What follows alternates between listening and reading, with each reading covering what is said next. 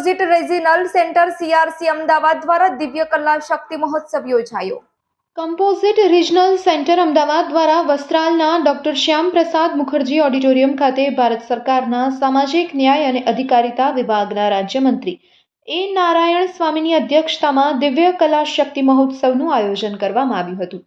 આ અવસરે કેન્દ્રીય રાજ્યમંત્રી એ નારાયણ સ્વામીએ કહ્યું કે દિવ્ય કલા શક્તિ મહોત્સવ જેવા કાર્યક્રમ દિવ્યાંગજનોને આગળ લાવવા માટે એક પ્લેટફોર્મ પૂરું પાડે છે।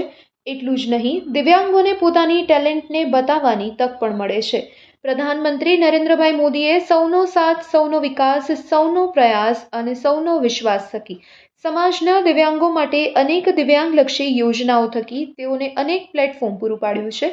કેન્દ્ર અને રાજ્ય સરકાર દિવ્યાંગોના વિકાસને લઈને કટિબદ્ધ છે, એમ તેમણે વધુમાં ઉમેર્યું હતું। એ નારાયણ સ્વામીએ જણાવ્યું કે રાજ્યમાં આ પ્રકારના સીઆરસી સેન્ટર થકી અનેક દિવ્યાંગોને સહાય પહોંચાડવામાં આવી રહી છે અને સમાજમાં આગળ લાવવા માટે પ્લેટફોર્મ પણ પૂરું પાડવામાં આવી રહ્યું છે।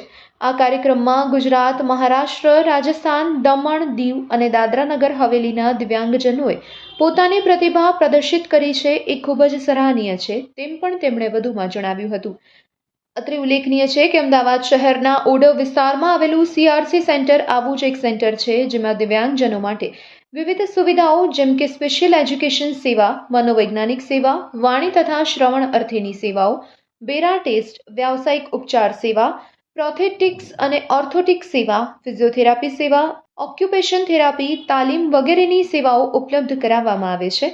આ પ્રસંગે અમદાવાદના મેયર પ્રતિભાબેન જૈન, સાંસદ હસમુખભાઈ પટેલ, ભારત સરકારના દિવ્યાંગજન સશક્તિકરણ વિભાગના સચિવ રાજેશ અગ્રવાલ સહિત મોટી સંખ્યામાં દિવ્યાંગજનો તેમજ તેમના વાલીઓ ઉપસ્થિત રહ્યા હતા।